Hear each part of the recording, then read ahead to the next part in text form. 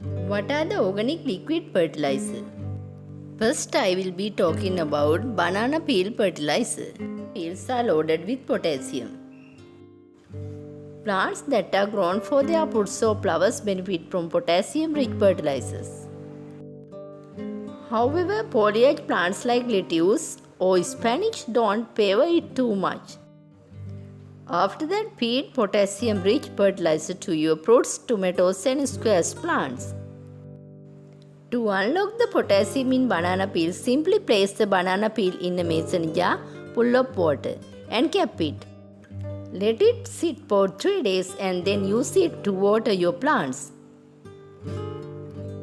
Next fertilizer is egg-cell fertilizer. Egg cells are full of calcium plus a little potassium. Crush clean egg cells and put in a mason jar full of water.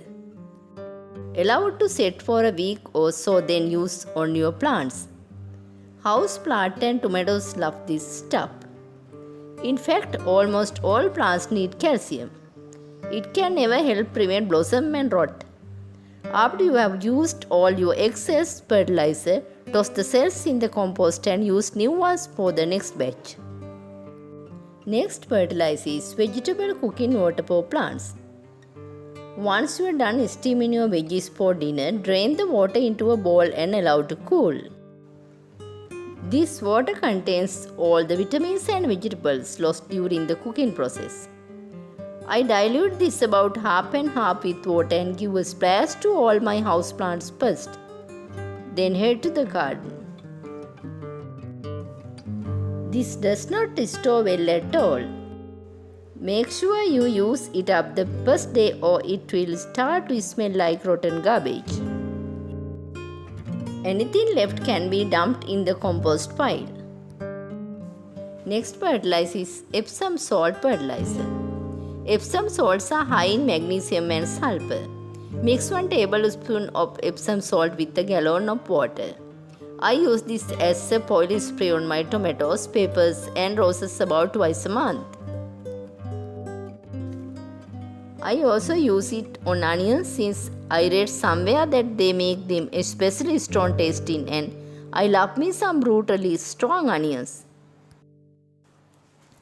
Next fertilizer is wheat tea. If your wheat have not gone to seed yet, you can use them to make fertilizer. You can also add grass clippings. Weeds and grass are high in nitrogen and the water helps break them down and make those nutrients available. Put weeds and grass clipping in a 5-gallon bucket. Add water until it's few inches above the wick. Cover and allow to soak for 3 days. Drain liquid out and mix with water in a 1:1 ratio. Use this mixture to water plants and compost the remaining soggy weeds. Next fertilizer is fish tank or pond water fertilizer. Sure, you are not actually making this one, but dirty fish tank water and pond water has lots of nitrogen and nutrients in.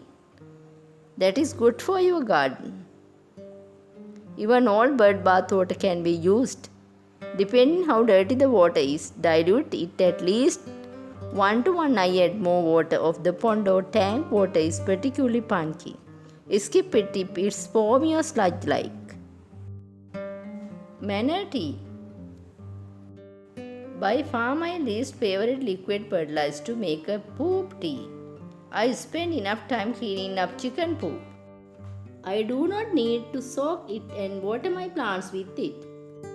I compost my chicken poop litter and the compost gets used in the garden. So it gets there eventually. I am just not into making poop tea. If however you want to give it a try, it's the same as wheat tea or compost tea except you use rabbit or chicken poop instead of compost. This is very high in nitrogen, so dilute at least a 1:20 ratio. Fertilizer is compost tea. This is made exactly the same as wheat tea, except you put compost in the bottom of the bucket and cover with water and a lid. I don't push the lid on tight. I just sort of set it on top to prevent bugs from getting in there. After a day or so, simply pour up the liquid and dilute to a 1 to 10 ratio and water your plants with it. You can make the best out of your cultivation by using these fertilizers. Thank you for watching. Make sure you subscribe.